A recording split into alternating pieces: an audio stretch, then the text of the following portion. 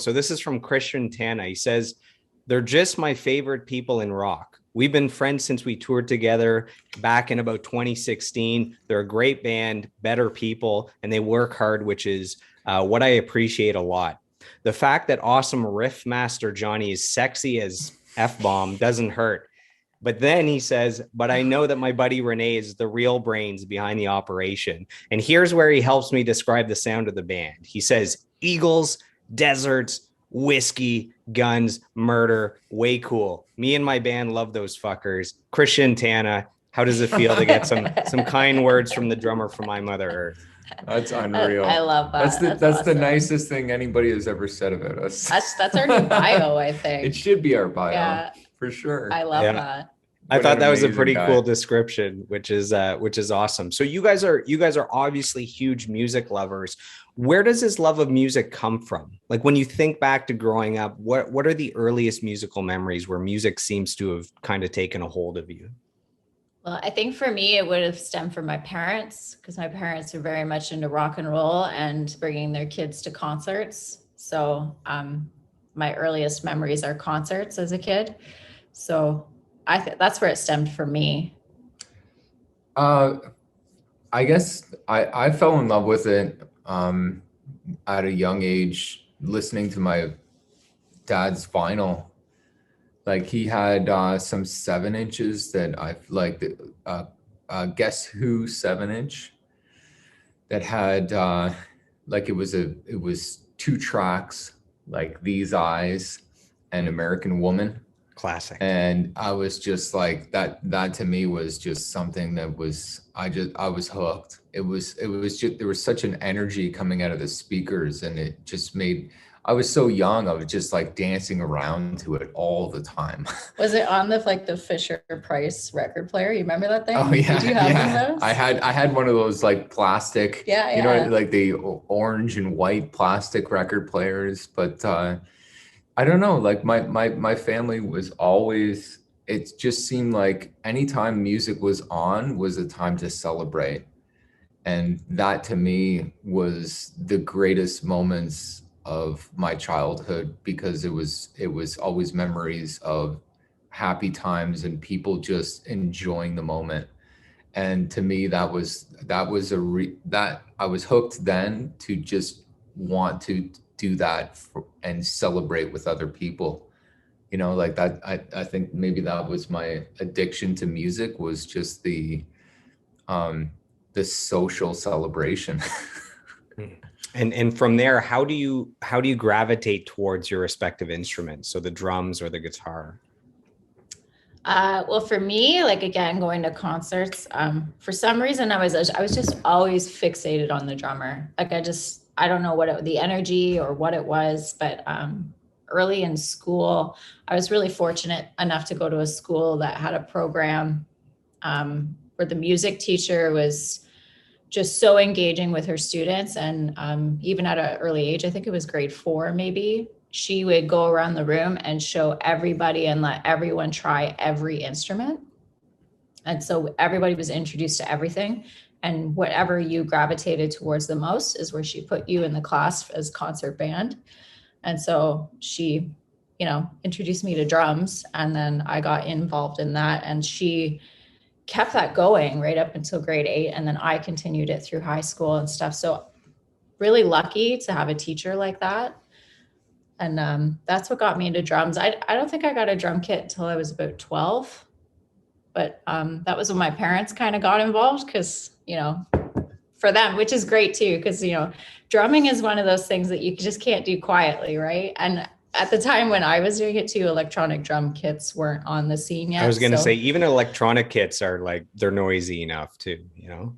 Yeah. Mm-hmm. So for them to nourish that too, and get a drum kit for me, and, you know, go through all of those great playing over the years.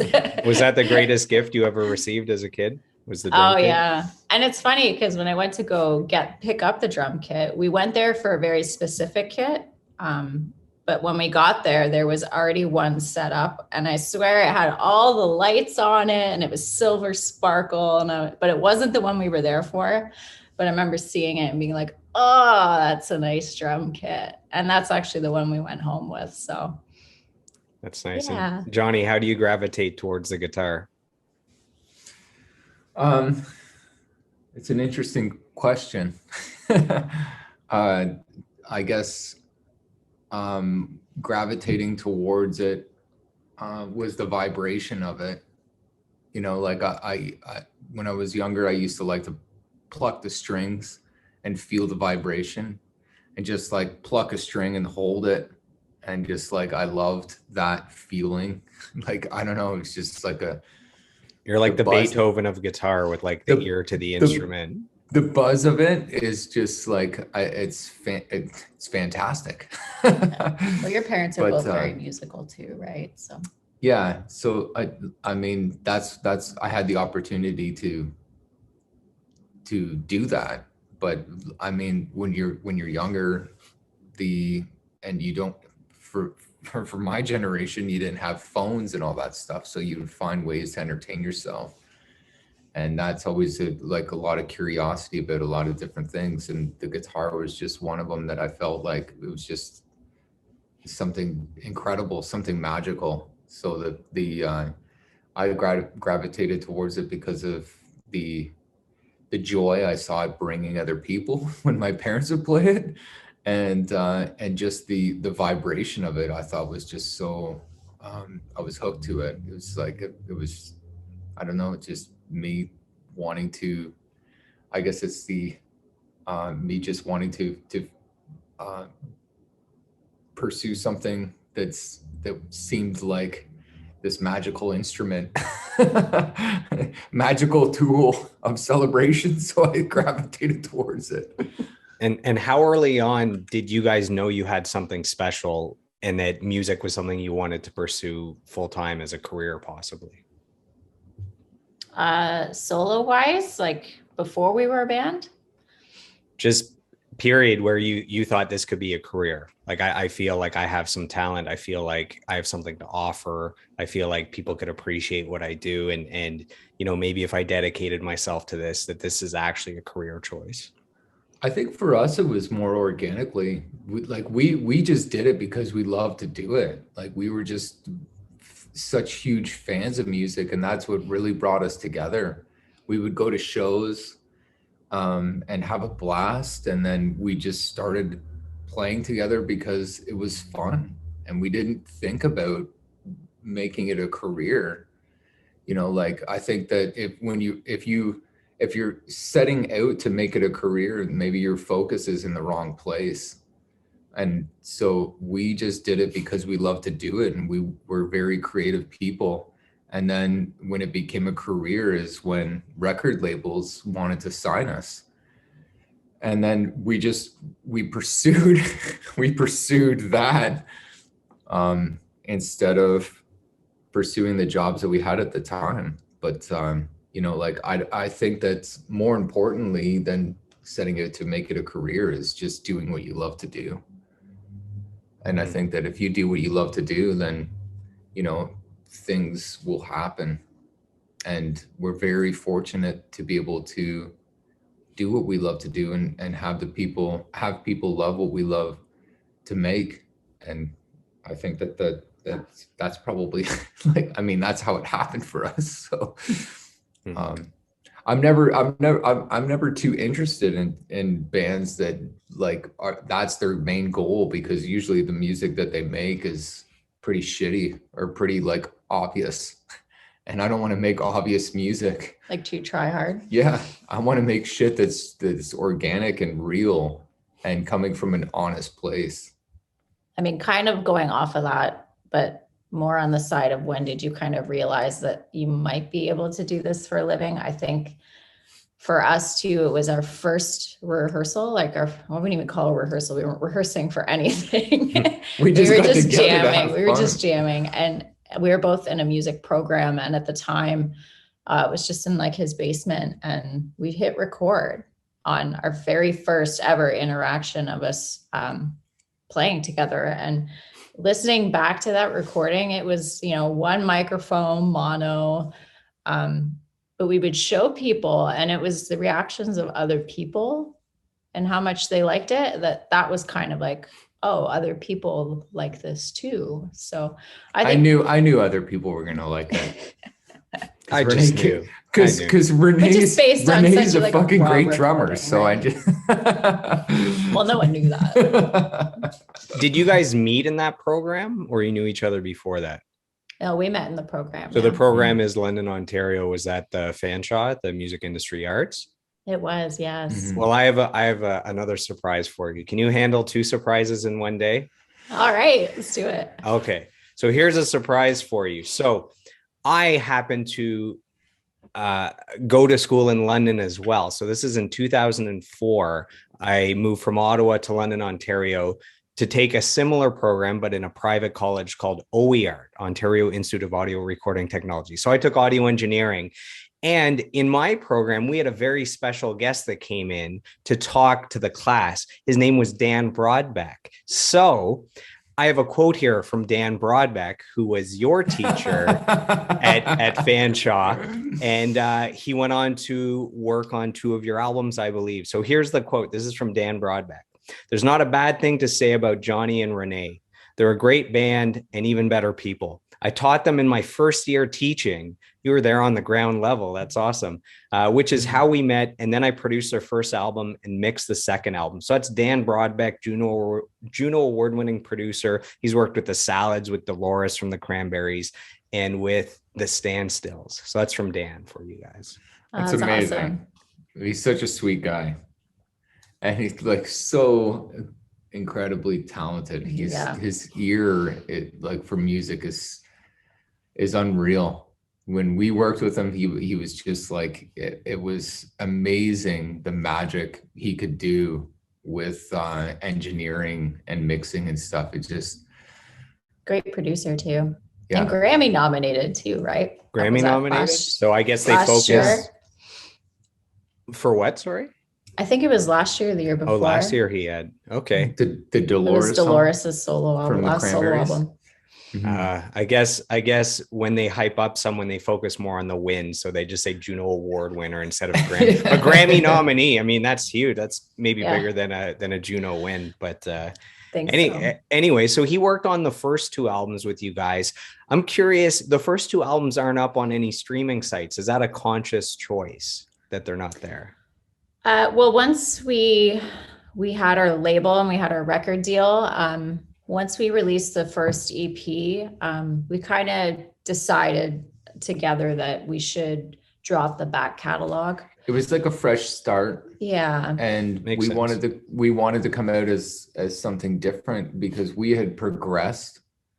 And then we also we love when bands also have a sort of a back catalog that is released later. So our pursuit when we started with the label is we were starting as something different, sort of fresh, and we eventually will release the back catalog stuff to show a little bit more of the story. But well, that being said, it is up online, but it's kind of hidden within our website for our fan club members. So people who join our mailing list have access to it, but only them. I saw there was a members only fan club area, and I was curious what the perks were. And now I know if I want to hear the first 2 albums, I know what to do. Yeah, that's where it's at. Yeah, and a lot of it is live off the floor. Oh, one of them is exactly live off the floor. Yeah, we didn't even see each other, so. Yeah, it was an interesting recording. But, I can feel you. Yeah, yeah. We had we went to this cottage up north in Canada, and it was supposed to be this studio, really nice studio. We got in there, and it was when we were getting ready to record, it was just it was like a house, and what's happening? Man, you're getting like a beard combing. I know. He likes to reciprocate the petting and try to pet me back. That's a well-trained cat. I like it. He's a very loved cat. But so we went up there but it was the hottest day of the summer. So when we went to hit record, you could hear the AC in the room. because it wasn't properly like set up. So we had to kill the AC, and we basically were just like roasted. Yeah, roasted. We were braised. And we recorded an album when we were being like when we were in an oven, and that album's called The Human Element. We get the backstories. So you guys start jamming as a duo just organically. Did you just decide to keep it as a duo? I mean, normally you have a drummer and a guitarist and you start jamming, and then, you know, obviously you add a bass player and you fill it out, maybe another guitar, maybe keys. And there's very few bands. I mean, you got your White Stripes, your Death from Above, your there's a huge duo band right now. Trouble's coming. What's the name of that band? Anyways, Royal Blood. Royal Blood. So did you guys just say, hey, this is something unique, I like the way it sounds, just the two of us, or that's just the way it is, you never added someone else? Honestly, it's because bass players just weren't working out. We tried out a few, and then I think because we were also in a relationship too, we were just reliable on each other. Like, we knew we were going to be there for practice. We knew, you know, we were committed. But to get other people committed and like, and obviously the chemistry too, right? The chemistry has to be right. And we just never found it when we started out. So we just kind of continued as a two-piece because that was what was reliable and was working really well for us. So. Yeah, I think that like when we tried out bass players, it was a lot later when we first sort of started. Like, we started as a two-piece, and because we just wanted to play, and so we never really, you know, we never considered us any different than that, because when we were playing as a two-piece, that was just us. That's just what we wanted to do. And so we never even really thought about bass until later down the road, because we were just enjoying the moment. And I guess I think that that's probably the best thing that you can do if you're going to create art, is enjoy the moment. He's actually cutting you. And try to. Is he bleeding, or is he going to survive this? He's got like two giants. No, he's not cutting me. I mean, we do have. We might end up with just Renee by the end of this interview. He would never dig into me like that. He's just being a good boy. That's funny.